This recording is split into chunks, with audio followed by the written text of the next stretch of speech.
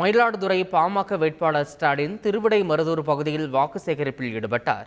கோவிந்தபுரம், வண்ணக்குடி, மருத்துவக்குடி, ஆடுதுறை பகுதிகளில் பிரச்சாரத்தில் ஈடுபட்ட மா.க. ஸ்டாலினை பெண்கள் ஆரத்தி எடுத்து வரவேற்றனர்.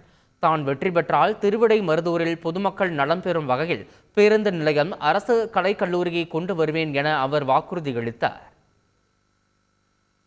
நீங்கள் வாக்களித்து வெற்றி பெற செய்தால் பாராளுமன்றத்திற்கு சென்று இந்த மயிலாடுதுறை பாராளுமன்ற தொகுதிக்கு என்னென்ன தேவைகளோ அத்தனையும் நிறைவேற்றுவேன் என்பதை உங்கள் மத்தியிலே உறுதியளிக்கின்றேன்.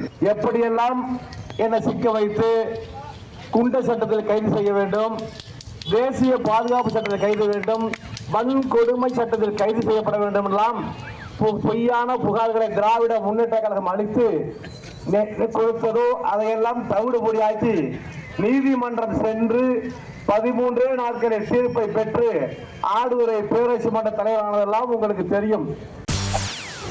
செய்திகளை உடனுக்குடன் தெரிந்து கொள்ள உடனே சப்ஸ்கிரைப் பண்ணுங்க.